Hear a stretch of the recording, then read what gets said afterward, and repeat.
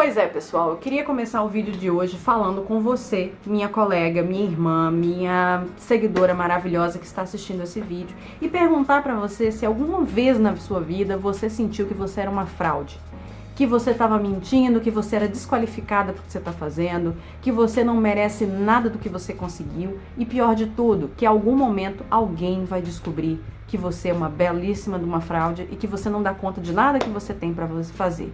Pois é, se você se sente assim, eu gostaria de dizer que nós estamos no mesmo barco. Nós todas sentimos que nós somos impostoras nas nossas próprias vidas.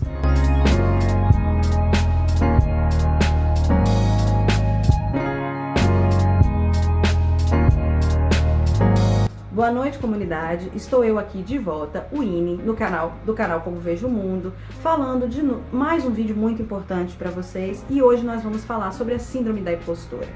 Mas antes da gente entrar nesse vídeo, gostaria de lembrar a vocês que vocês têm que se inscrever aqui no balãozinho na esquerda, eu acho, e lembrar de curtir. Por isso eu vou parar o vídeo um minutinho para que vocês possam fazer isso.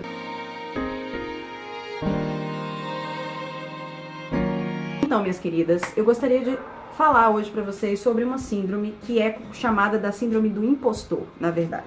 Que é uma síndrome que vem sendo estudada desde a década de 70 e que hoje é muito levantada pelo movimento feminista porque aparentemente é uma síndrome que ataca e afeta principalmente as mulheres. O que é essa síndrome? Essa síndrome é quando uma mulher, como eu, como você, sentimos que nós somos fraudes, que nós não merecemos nada do que a gente recebe, que a gente não sabe fazer nada.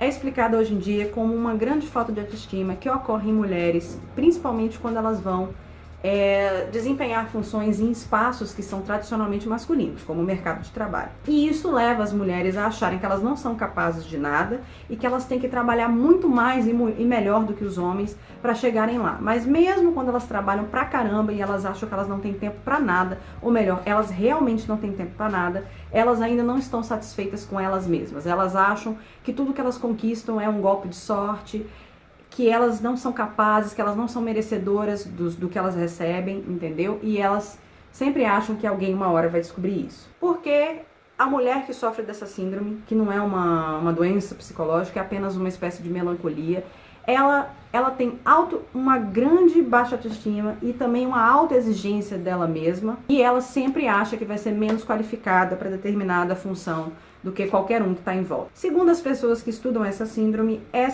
um reflexo dos problemas sociais, que é quando o quê? A socialização diferenciada entre homens e mulheres. Desde a criação, as mulheres elas são consideradas inferiores, as meninas são consideradas inferiores que os meninos. Então, eles dizem para os meninos que eles são capazes de fazer tudo, que eles são super-heróis, e ao mesmo tempo as meninas têm que sempre ficar naquele espaço social restrito, elas são princesinhas, elas são delicadas, elas são florzinhas. Mas quando crescem, as exigências para mulheres são sempre maiores, principalmente a partir de meados do século XX, quando as mulheres começaram a sair para o mercado de trabalho. Então, em vez da sociedade exigir que homens e mulheres dividissem todas as funções, não. A mulher que saísse para o mercado de trabalho, ela ia ter que arcar com as consequências da dupla jornada. Ou seja, além de ser maravilhosa no mercado de trabalho, de ter que provar que ela merece o lugar onde ela está, ela também teria que arcar com as consequências do serviço doméstico. Logo, a mulher está sempre trabalhando muito mais do que ela precisa e ao mesmo tempo sentindo que ela não merece o que ela conquista. Ela não está dando conta de tudo. Por isso que a gente vê muitas mães que trabalham fora de casa muito decepcionadas com a atividade dela como mães, porque elas acham que ela tem que ser mães excepcionais, além de funcionárias excepcionais. E as mulheres que são mais afetadas por esse efeito são mulheres que trabalham em ambientes majoritariamente masculinos. Elas acham que elas sempre têm que dar mais do que os homens, e elas sofrem principalmente com o tal do man interrupting, que é o quê? Quando o cara interrompe o que ela vai dizer, ou quando o cara se apropria das ideias dela e apresenta as ideias dela como sendo dele, e as ideias são muito mais aceitas do que se saídas da boca dela. E é engraçado porque quando a gente estuda a questão estatística, geralmente as meninas saem do ensino médio com médias maiores do que dos meninos, né? Isso é natural. Hoje é comprovado, por exemplo, que as mulheres têm mais anos de estudo e notas maiores do que os homens. Porém, as mulheres ganham menos e são convencidas desde a infância de que elas não dão para algumas coisas, como por exemplo para carreiras que envolvam matemática, física, esse tipo de coisa. Aí elas sentem que elas têm que ir para áreas mais femininas. Então, por exemplo, a arquitetura, a mulher vai ter que fazer decoração, porque fazer construção civil é muito difícil, já que ela é mulher. E na decoração ela vai trabalhar muito mais do que qualquer homem.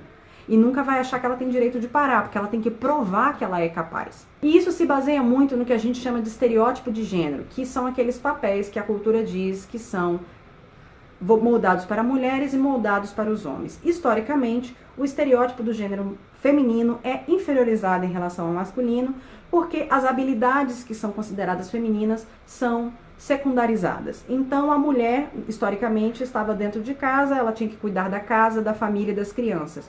Mas esse papel delas, que era fundamental para a reprodução da sociedade, era considerado muito menos importante do que o papel do marido que trabalhava fora. E nisso a gente vê como muitas donas de casa, até hoje, sofrem com melancolias e depressões, simplesmente porque elas têm muito trabalho, mas pouquíssimo, baixíssimo reconhecimento. Porque o trabalho da mulher é sempre considerado inferior.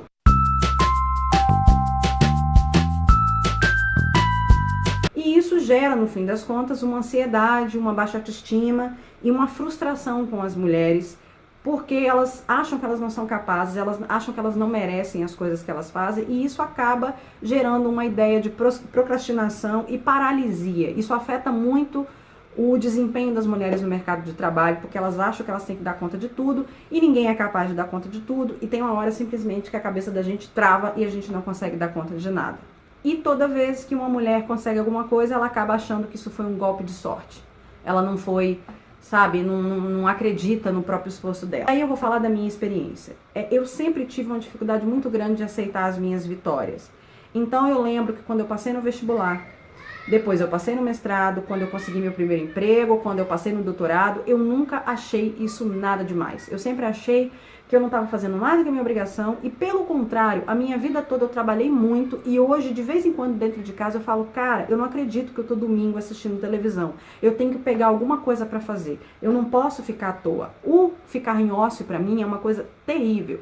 E eu sempre acho que eu não sou capaz de dar conta do que eu tenho que fazer, e toda vez que eu conquisto alguma coisa, eu fico, não insatisfeita, mas eu fico assim, blasé com a minha conquista, porque eu acho no fundo que eu não mereci. E minha mãe sempre me chamou muita atenção disso. Eu lembro que no meu mestrado, ela ficou muito irritada comigo, porque eu não fiquei feliz com o fato de que eu tinha passado no meu mestrado. No meu doutorado também, mas recentemente aconteceu uma questão no trabalho, que foi a primeira vez que eu me senti muito satisfeita comigo mesma pelo que eu tinha conquistado. Mas em geral eu não fico satisfeita, porque eu acho que é só mais uma coisa, e aí eu entro e começo a estudar e trabalhar e não paro. Eu não consigo muitas vezes ficar satisfeita comigo mesma. Eu sempre acho que eu não tô dando conta, de que eu não mereço aquilo, de que eu não sou inteligente o suficiente. E eu acho que muitas mulheres no mundo passam por essa mesma situação, só que eu nunca tinha parado para pensar que às vezes é justamente porque a gente é criado de forma diferente. Por exemplo, eu agora estou com 27 anos e em pouco tempo as pessoas vão começar a questionar a questão da minha vida social, da minha vida romântica, que eu vou ter que casar, que eu vou ter que ter filho. Então, além de tudo que eu tenho que fazer no mercado de trabalho e na minha questão intelectual, eu ainda tenho que dar conta de ter uma família. Só que eu não vejo os homens serem cobrados da mesma forma, entendeu? Então, a gente tem que parar com isso. Acho que a mulher precisa parar com essa alta exigência. Senão a gente vai ficar todo muito doida. E, literalmente, né?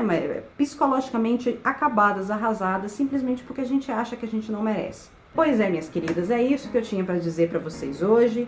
Espero que vocês tenham gostado desse vídeo, espero que vocês comecem a refletir melhor sobre o que vocês estão passando na vida de vocês e que eu tenha ajudado vocês um pouquinho nessa percepção de como é que a vida das mulheres ainda não está 100% do jeito que deveria. Lembre-se mais uma vez de se inscrever no canal e que eu tenho um blog, www.vejameumundo.com, onde você pode entrar e ler uma série de textos que são parecidos com esse assunto. Eu tenho uma série de outros vídeos também no meu canal que falam sobre temas feministas, temas femininos, mais precisamente.